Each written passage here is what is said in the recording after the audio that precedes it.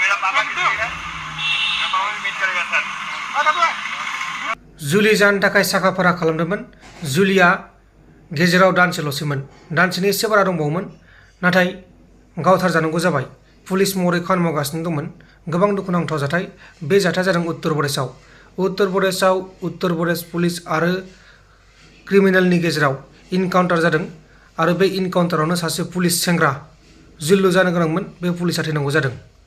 जेब्ला पुलिसफोरा इउपि पुलिसा जेब्ला क्रिमिनेल अशोक यादव मुंनि 20 बोसोरनिफ्राय मस्ट वान्टेड जाना थानाय क्रिमिनेल बेखौ हमथांदोंमोन, बेहायनो बे जाथाया जादों। आरो थैनाय पुलिसनि मुङा जाबाय, जाय पुलिस कनस्टेबल, बेनि मुङा जाबाय सचिन राठे।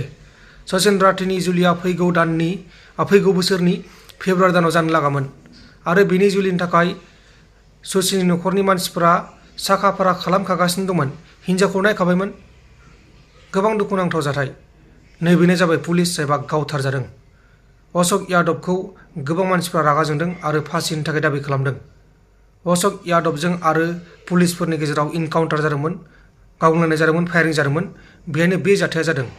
बेबायदिनो गोबां जाथाय जायो जोंनि बे भारतनि गुबुन गुबुन रायजोफोराव। जोंनि आसामनि मुंदांखा IPS अफिसार, आसामनि SP महरै, आसाम पुलिसनि SP महरै खामानि मावगासिनो दंमोन लखिमपुर डिस्ट्रिक्टनि। दा बिथां आनन्द मिश्रा बिथाङा गावनि IPS बिबानखौ एंगारनानै उदाङै खामानि मावनो थाखाय लाइजाम हरदों। फैगौ 16 जानुवारिनिफ्राय बे खामानिखौ मावगोन होननानै बिथाङा लाइजाम हरदों। दा बिथाङा बे लाइजाम हरनायनि उनाव बा आन्दोआव माबा मोनसे जाहोन दं नामा?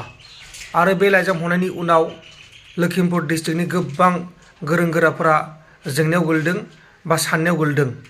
बेबायदि IPS अफिसार SP खौ जों नांगौमोन, मानो बिदि खालामखो, बेबायदि बाथ्रा बुंनायखौ जों नुनो मोन्दों। दा थारैनो बेनि आन्दोआव मा दं बेखौ फैबाय थानाय समावसो मिथिसिगोन। दा जाय बिथांमोना आनन्द मिश्राखौ मोजां मोनो बिथांमोना नैबे कमेन्ट बक्सनि गेजेराव खोन्थाहरबानो जाबाय। दा IPS आनन्द मिश्रा बिथांखौ गोबां फरायसाफोरा मोजां मोनदों। गोबां सिगांबो मोनसे जाथाय जानायाव गोबां गाबफादों, गोबां मोजां मोन्दोंमोन आरो।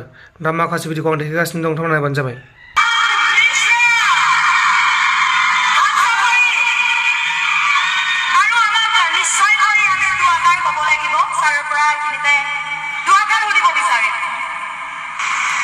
अभी जब सबने बोला we'll definitely try something, क्योंकि अभी पुलिस में क्या होता है कि किसी चीज में आप अगर खेल देंगे तो हम करेंगे जरूर।